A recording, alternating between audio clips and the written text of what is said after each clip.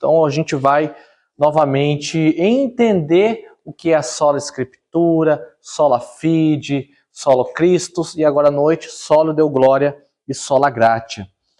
Mas para agora, o texto que eu gostaria que a gente lesse é o mesmo da manhã, tá? É Romanos 1, abra lá comigo, Romanos 1,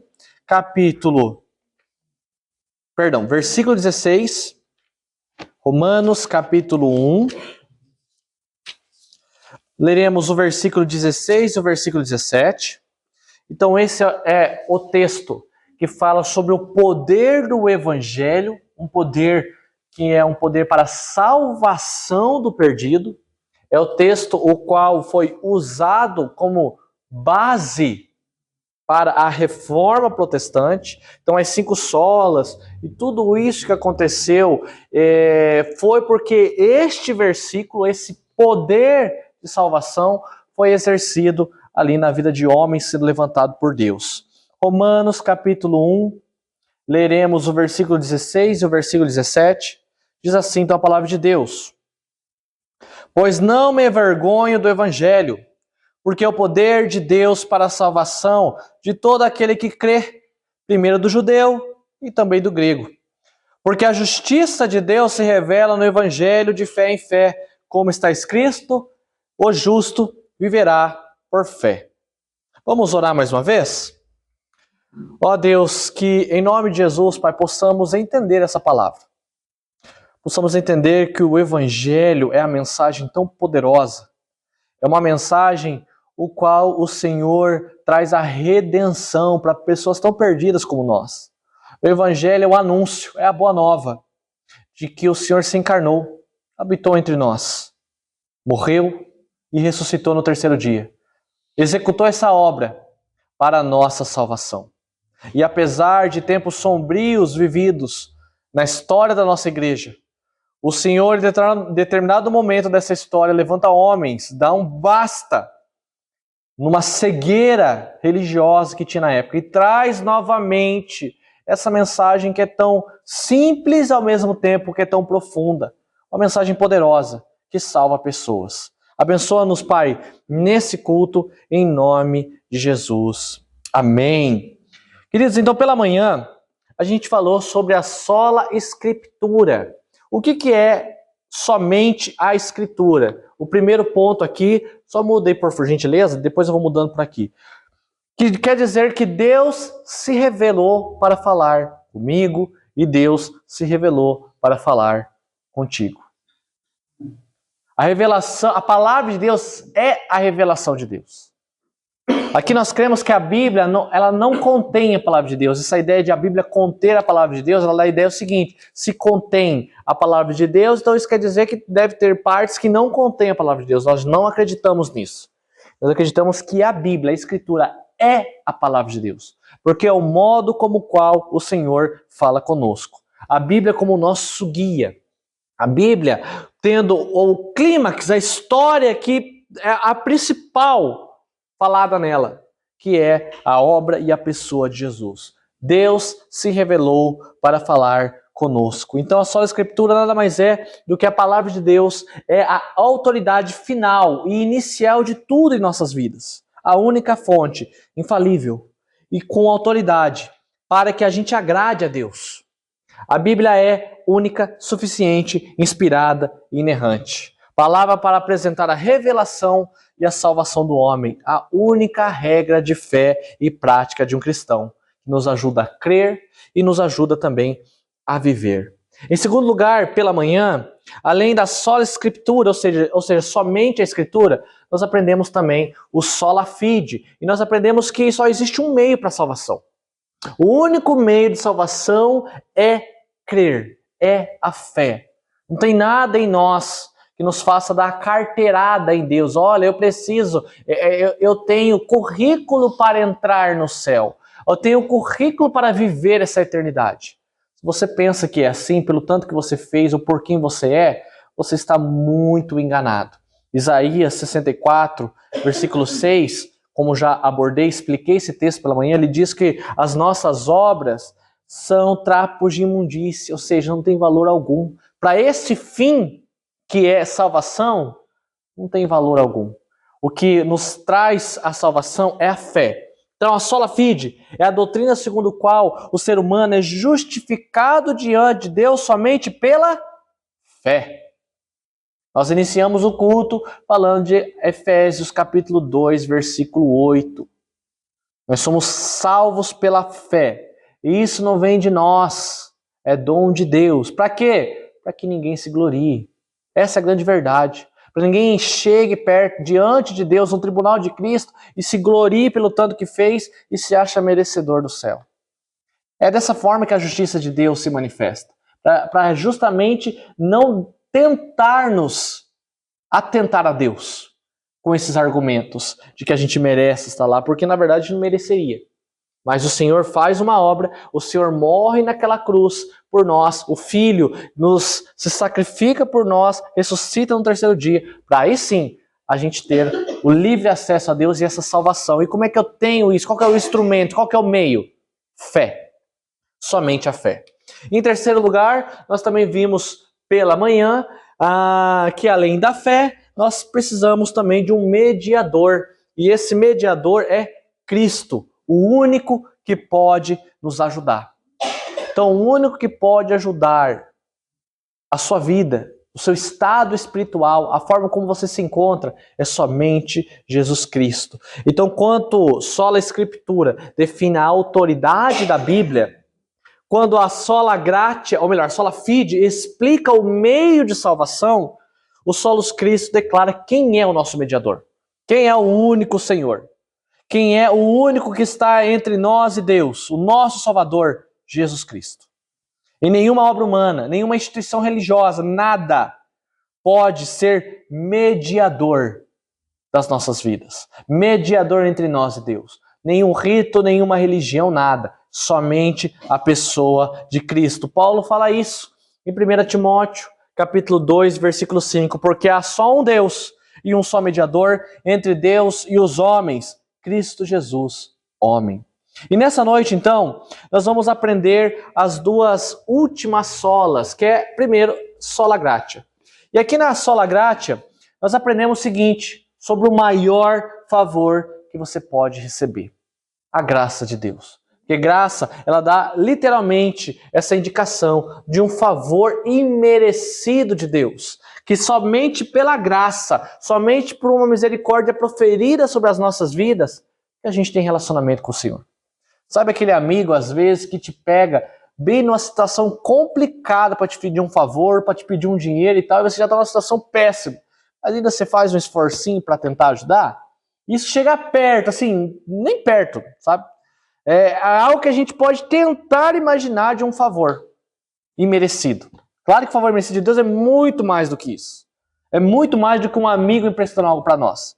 Mas como a gente tem no dia a dia essa experiência cotidiana de, às vezes, prestar favor e a gente entender que nós precisamos também de favores de pessoas, sola gratia mostra isso. Que a gente precisava do maior favor imerecido de todos os tempos. Deus olhar para nós, pobres pecadores, da situação em que a gente se encontra e nos salvar. Não levando em consideração nada nosso. Deus não olhou para o Vitor e falou assim, olha, tendo em vista como você é, da onde você vem e o que você faz, para você eu faço esse favorzinho. Agora olha para outro e fala assim, olha, tendo em vista como você é, o que você fez, assim, você não tá cooperando, então para você eu não vou dar esse favor, não. É um favor imerecido, que não leva em consideração quem nós somos, o que nós fazemos. Então, sola gratia é a expressão que ensina que a salvação é um dom gratuito de Deus, totalmente merecido e independente de qualquer mérito humano.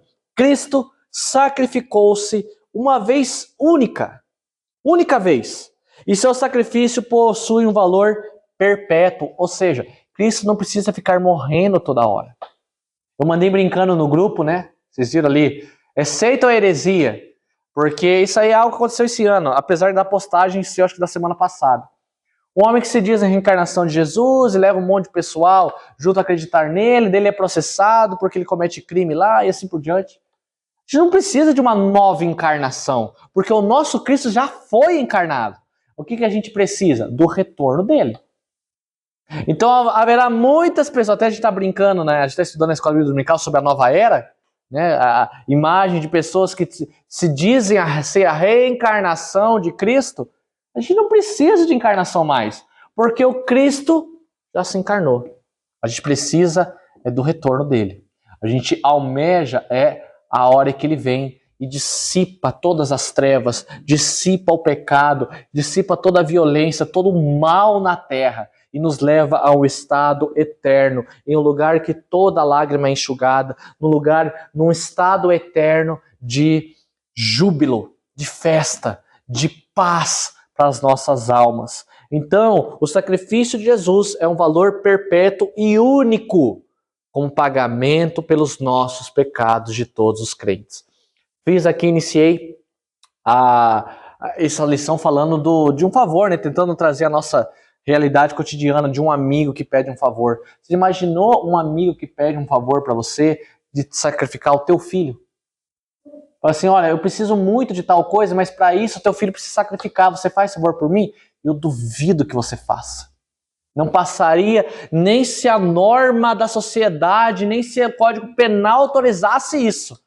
Nunca passaria isso pela tua cabeça. Sacrificar o filho em prol de outras pessoas. Pessoas más ainda por cima.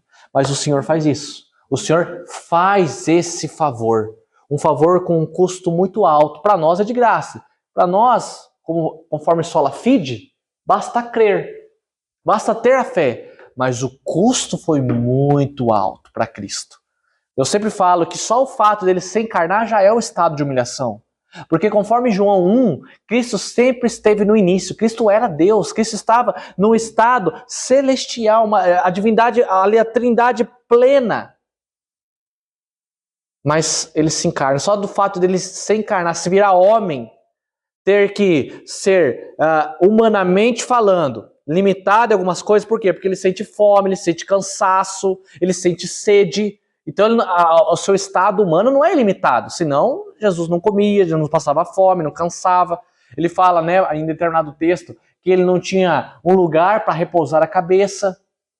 Então Jesus tem algumas certas dificuldades como humano, mas por quê? Como fruto da encarnação. Então olha esse estado de humilhação dele. E não somente isso, ele passa por tortura, julgamento.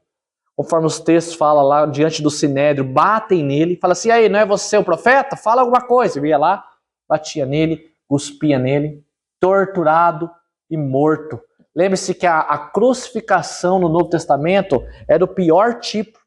Era uma pena de morte, mas não era uma pena de morte só para ir lá, igual, sei lá, a cadeira elétrica, igual tem nos Estados Unidos, em alguns estados. A pessoa vai lá, senta na cadeira, coloca, morreu. Mas a crucificação tinha a ideia da humilhação, porque a humilhação servia de exemplo para a sociedade. Não façam isso, não façam o que essa pessoa crucificada fez. Então é o pior tipo de penitência da época. E Cristo passa pelo pior tipo de penitência, mesmo ele sendo justo, mesmo ele não tendo pecado algum. Favor imerecido. Esse é o favor que Deus fez por nós naquela cruz. A salvação é, do princípio ao fim, resultado da graça soberana de Deus. Por que eu falo isso?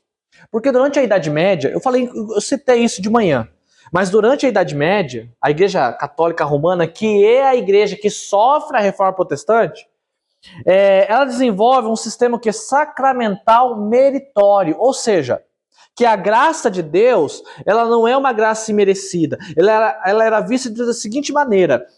Essa graça, ela era infundida, ou seja, ela entrava no meio dos sacramentos, batismo, missa, confissão e etc. E nós, ao nos alimentar desses sacramentos, a gente desfruta da graça de Deus. Mas o fiel tem que cooperar com essa graça.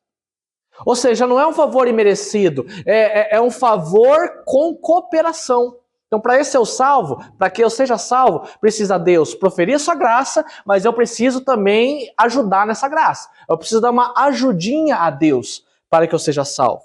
O fiel deveria cooperar com essa graça por meio de obras, pagamento de indulgências. De manhã eu expliquei o que era a indulgência.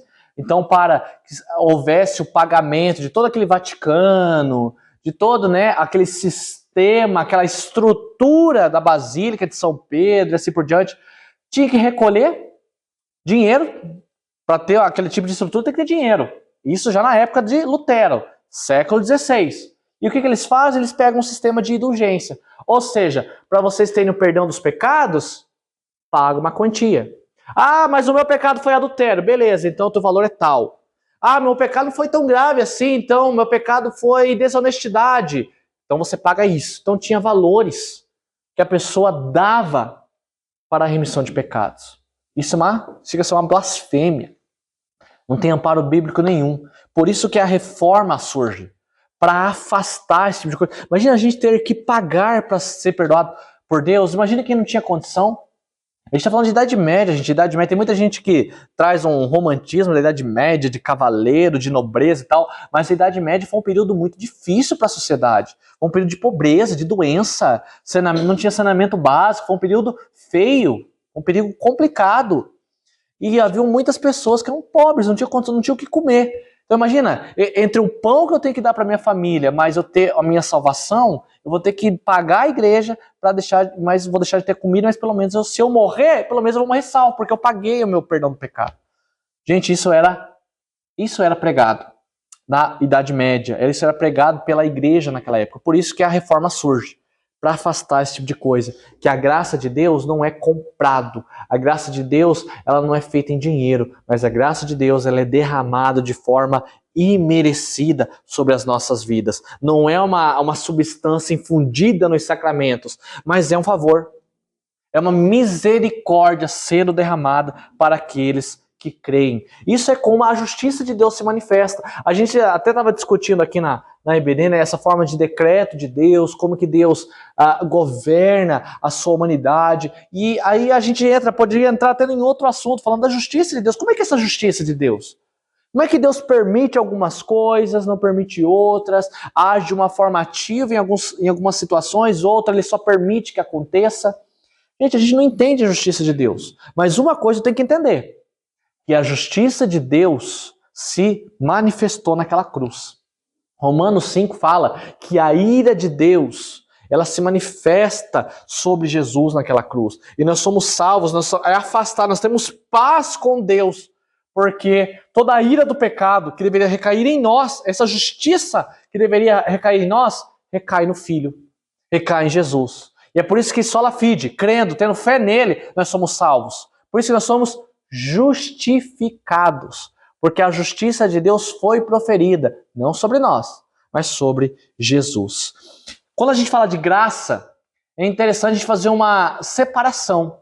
O que é graça salvífica e o que é graça comum. A graça comum, queridos, é uma forma... Olha como Deus é misericordioso. Olha como a graça de Deus ela é tão magnífica. Porque existe um aspecto dessa graça que é comum para todos. Quer um exemplo? A chuva. A chuva cai para ímpio e cai para crente. O oxigênio. A gente pode falar que é só o povo de Deus, só a igreja tem oxigênio? Os ímpios morrem? Os ímpios precisam de aparelho de oxigênio? Não.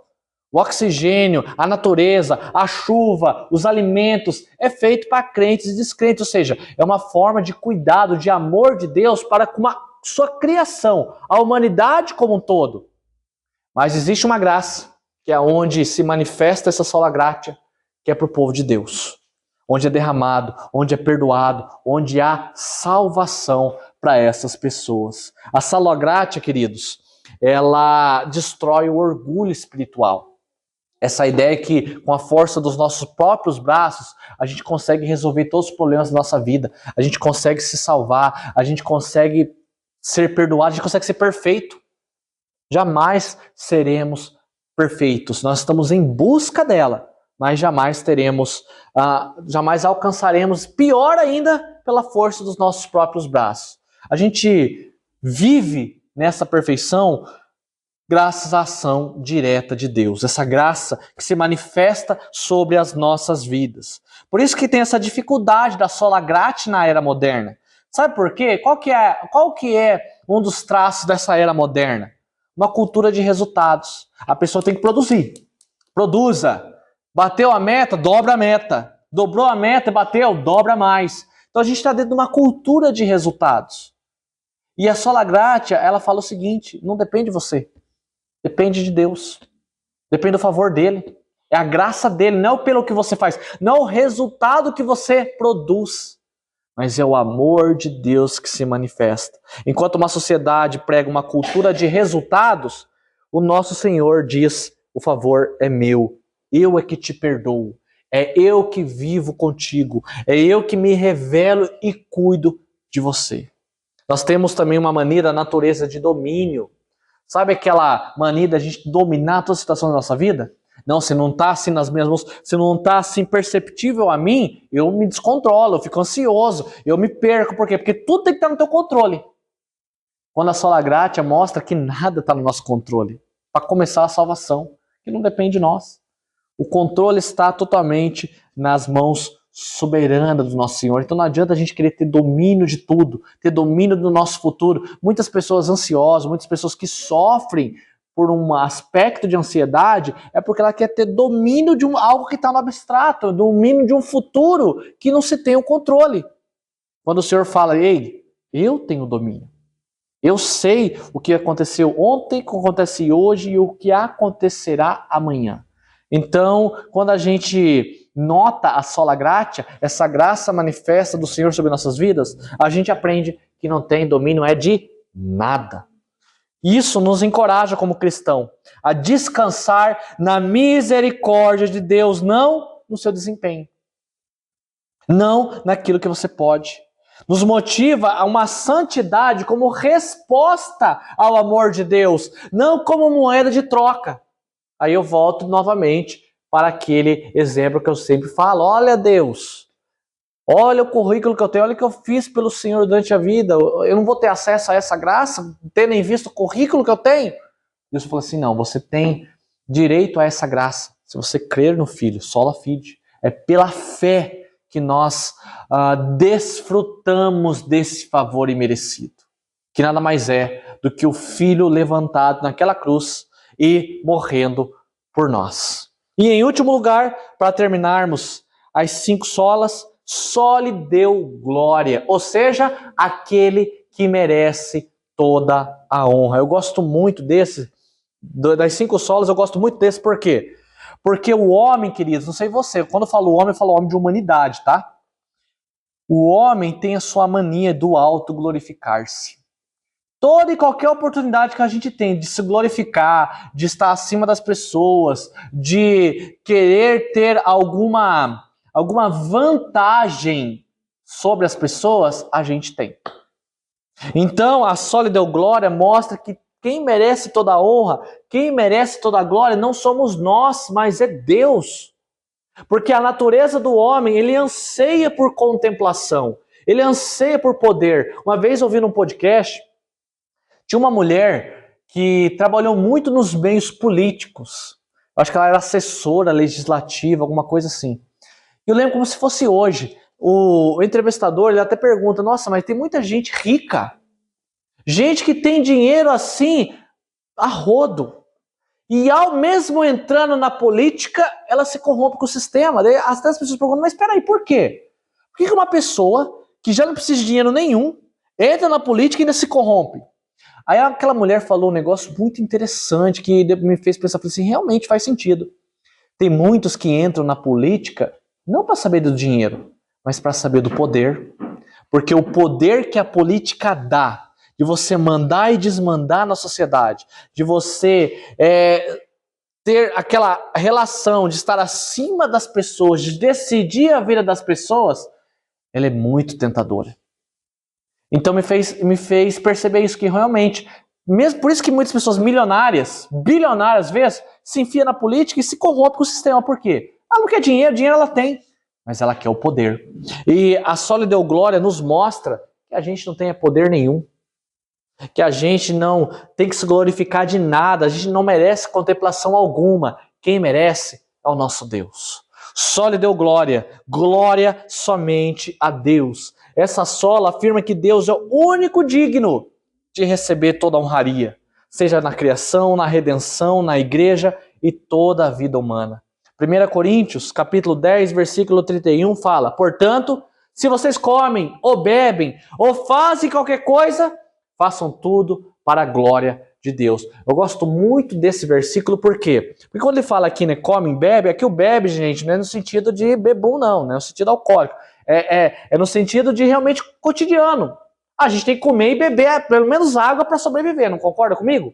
Então, assim, ele está falando o seguinte, das coisas básicas das nossas vidas, que é comer e beber, que a gente possa fazer isso para a honra e glória de Deus. Quantas vezes você foi trabalhar pela manhã, não pelo seu sustento, não por ter uma reafirmação de identidade profissional, não por nada, mas fala assim, eu vou trabalhar porque o meu trabalho é para a honra e glória de Deus. O que eu faço honra e glorifica o nome de Deus. Quantas vezes, ao termos algumas condutas e pensamentos, a gente pensa isso como pressuposto. Estou fazendo isso para a honra e glória de Deus somente. Às vezes é difícil a gente pensar nisso. Às vezes a gente pensa, por exemplo, num negócio, num trabalho, em alguma coisa, que a gente já pensa o quê? No resultado, no dinheiro, quanto eu vou ganhar, quem eu posso abençoar e assim por diante. E a gente se esquece que o versículo fala, gente, coisas básicas. Vocês comem e vocês bebem, tenham um objetivo nisso. Honra a Deus. Tudo para a glória de Deus. Nós vivemos pela glória de Deus. Apesar de a gente não ter aquela separação tão extremada, sabe? De sacro e secular, sabe? Tipo, eu não vou ouvir música, entre aspas, do mundo. Não vou ouvir música, não vou assistir filme, não vou assistir futebol. Porque essas coisas são coisas do mundo e eu quero me manter santo. Apesar de eu mesmo não concordo com essa separação, há muitas coisas no mundo que glorificam a Deus, apesar de não serem cristãos. A arte, enfim, muitas coisas que glorificam o nome deles, que ela não seja pecado, ou ela não transmita pecaminosidade, ela honra a glória de Deus. E apesar de tudo isso, a gente não fazer essa separação, quando a gente for consumir alguma coisa, que a gente pense o quanto eu estou glorificando a Deus assistindo esse filme, o quanto eu estou glorificando a Deus ouvindo essa música, o quanto eu estou glorificando a Deus estando nesse contexto, o quanto eu estou glorificando a Deus fazendo isso que eu estou fazendo. Apesar de não ser pecado algumas coisas, ela pode se tornar pecado quando o meu objetivo não é glorificar a Deus.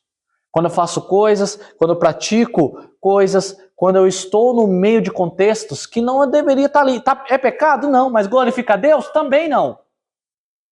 Então não faça isso. Porque a nossa vida, ela se direciona para a sole deu glória. A nossa verdadeira oração para o único Deus, combatendo hipocrisias espirituais, ou seja, aquela falsa adoração, e combatendo falsos deuses, ou seja, ídolos do nosso coração. Porque às vezes a gente glorifica o nome de ídolos nos nossos corações. A gente exerce hipocrisias espirituais, falsas adorações, achando que está glorificando a Deus. Mas na verdade isso não acontece. E por que isso teve que vir na reforma? Porque a Igreja Católica na época, muitas vezes, exaltava a si mesmo. Exaltava a figura do Papa, a figura dos santos, com a venda das indulgências. Eles centralizavam a devoção em figuras humanas. A arte, o culto, tudo se tornava um meio de engrandecer o quê? A instituição, Igreja Apostólica Romana. Não estou dizendo que a igreja seja assim hoje. Nem posso afirmar isso porque eu não sou católico. Mas na época, conforme a história diz, era assim que eles viviam. Não tinha glória a Deus. A glória estava na instituição. A glória estava na Igreja Apostólica Romana. Aí vêm os reformadores e quebram isso. Não, glória somente a Deus. Nós temos que viver para a glória de Deus. Então, numa cultura de autossuficiência, numa cultura de ego, numa cultura de conquista, a sole deu glória nos ensina a depender de Deus e dar glória a Ele somente. Tudo que temos, tudo que somos, vem de Deus para Deus. A glória não é dividida. Culto, a pregação, a vida cristã existem para exaltar a Deus, não exaltar o homem. Então, resumidamente, nós aprendemos essas 5 solas. Sola Escritura, Deus se revela para falar comigo. A palavra de Deus é autoridade sobre as nossas vidas. Somente a fé, o único meio de salvação é crendo em Jesus Cristo como Senhor e Salvador. Nada do que você faça, nada do que você mereça a salvação. Somente a fé, somente Cristo. Então, não só o meio é algo único, mas o mediador, aquele no qual nós projetamos a fé, dedicamos a fé, é também único. Cristo Jesus. Somente Ele pode nos salvar, o único que pode nos ajudar. Além disso, solo Cristo, sola gratia, ou seja, é esse favor imerecido. Então, uma vez que nós cremos no Senhor Jesus, sola fide, cremos nele, sola Christus, Deus nos enche de um favor imerecido, sola gratia. E por último, uma vez que isso acontece, nós glorificamos o nome de Deus, porque é Ele que executa